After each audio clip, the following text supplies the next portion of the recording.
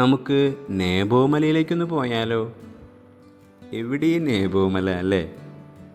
ജോർദാനിലെ വളരെ പ്രധാനപ്പെട്ട ഒരു മലയാണ് നേബോ മല. നിയമാവർത്തന പുസ്തകത്തിലെ 34 അധ്യായം 1 മുതലുള്ള വാക്യങ്ങൾ നമുക്കൊന്ന് വായിക്കാം. അനന്തരം മോശ മോവാബ് സമതലത്തിൽ നിന്ന് ജെറീക്കോയുടെ എതിർവശത്ത് സ്ഥിതി ചെയ്യുന്ന നേബോ മലയിലെ പിസ്ഗായുടെ മുകളിൽ കയറി. കർത്താവ് അവന് എല്ലാ ദേശങ്ങളും കാണിച്ചു കൊടുത്തു. ഗിലെയാദ് മുതൽ ദാൻ വരെയുള്ള പ്രദേശങ്ങളും നഫ്താലി മുഴുവനും എഫ്രായിമിൻ്റെയും മനാസയുടെയും ദേശങ്ങളും പശ്ചിമ സമുദ്രം വരെയുള്ള യൂദാദേശവും നേഗബും ഈന്തപ്പനകളുടെ പട്ടണമായ ജെറീക്കോ സ്ഥിതി ചെയ്യുന്ന താഴ്വരയിലെ സോവാർ വരെയുള്ള സമതലവും.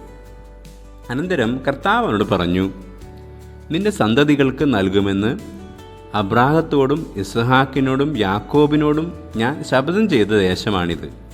ഇത് കാണാൻ ഞാൻ നിന്നെ അനുവദിച്ചു, എന്നാൽ നീ ഇതിൽ പ്രവേശിക്കുകയില്ല. കർത്താവിൻ്റെ ദാസനായ മോശ അവിടുന്ന് അരുളി ചെയ്തതുപോലെ മോവാബ് ദേശത്ത് വെച്ച് മരിച്ചു. മോവാബ് ദേശത്ത് ബെത്പെയോറിന് എതിരെയുള്ള താഴ്വരയിൽ അവൻ സംസ്കരിക്കപ്പെട്ടു. എന്നാൽ ഇന്ന് വരെ അവൻ്റെ ശവകുടീരത്തിന് സ്ഥാനം ആർക്കും അറിവില്ല. ഈ വചനഭാഗം വായിക്കുമ്പോൾ നാം ചിന്തിക്കാറില്ലേ, എന്തുകൊണ്ട് ഇസ്രായേൽ ജനതയ്ക്ക് വേണ്ടി ഇത്രയേറെ കഷ്ടപ്പെട്ട മോശയ്ക്ക് കാനാൻ ദേശത്ത് പ്രവേശിക്കാൻ സാധിച്ചില്ല? നമുക്ക് ഹെബ്രായർക്ക് എഴുതിയ ലേഖനത്തിലെ 11 അധ്യായം 13 മുതലുള്ള വാക്യങ്ങളൊന്ന് വായിച്ചാലോ? അവർ വാഗ്ദാനം ചെയ്യപ്പെട്ടത് പ്രാപിച്ചില്ല, എങ്കിലും ദൂരെ നിന്ന് അവയെ കണ്ട് അഭിവാദനം ചെയ്യുകയും തങ്ങൾ ഭൂമിയിൽ അന്യരും പരദേശികളുമാണെന്ന് ഏറ്റുപറയുകയും ചെയ്തു. ഇപ്രകാരം പറയുന്നവർ തങ്ങൾ പിതൃദേശത്തെയാണ് അന്വേഷിക്കുന്നതെന്ന് വ്യക്തമാക്കുന്നു.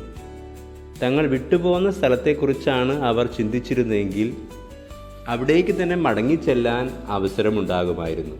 ഇപ്പോഴാകട്ടെ അവർ അതിനേക്കാൾ ശ്രേഷ്ഠവും സ്വർഗീയവുമായതിനെ ലക്ഷ്യം വയ്ക്കുന്നു.